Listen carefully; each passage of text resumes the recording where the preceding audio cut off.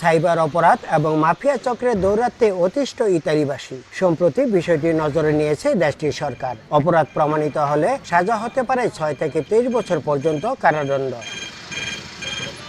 ফৌজদারি কার্যবিধির কিছু ধারা সংশোধন সহ অপরাধে জড়িত হলে ম্যাজিস্ট্রেটকেও নতুন এই আইনের আওতায় সাজা দেবার বিধান রাখা হয়েছে। সাইবার অপরাধের মাধ্যমে নাগরিক সুরক্ষা ব্যাহত হলে হাতে নাতে গ্রেপ্তার করার সুযোগও পাবে দেশটির পুলিশ। ইতালির মন্ত্রিপরিষদ এই আইন পরিচালনার ক্ষেত্রে অবকাঠামো নির্মাণ এবং পরিষেবাগুলোর সম্প্রসারণের লক্ষ্যে 120 কোটি ইউরো বিনিয়োগ কর্মসূচি হাতে নিয়েছে।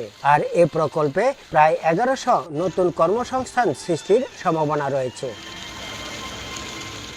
এদিকে সাইবার অপরাধের সঙ্গে জড়িয়ে পড়ছে ইতালিতে বসবাসকারী বেশ কিছু বাংলাদেশি। প্রবাসীরা বলছেন আইনটি অনুমোদন হলে বিপদে পড়বেন অনেকেই। কঠিনতর আইন পাস হচ্ছে, অতএব আমরা বাংলাদেশি যে ভাই বোন আছি আমরা চেষ্টা করব যেন সাইবার ক্রাইমগুলোকে এড়িয়ে চলার জন্য।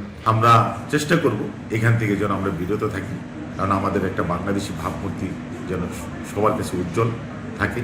কারণ ইতিমধ্যে আমাদের অনেক বাংলাদেশি ভাইয়েরা এই অন্যান্য অপরাধে জেলে আছেন। নতুন আইন অনুমোদন হলে কৃত্রিম বুদ্ধিমত্তা, ক্লাউড পরিষেবা, সাইবার নিরাপত্তা এবং আকাশ ও স্থল গতিশীলতার মতো প্রযুক্তিগতভাবে উন্নত সেক্টরগুলোতে ইতিবাচক প্রভাব পড়বে বলে মত সংশ্লিষ্টদের।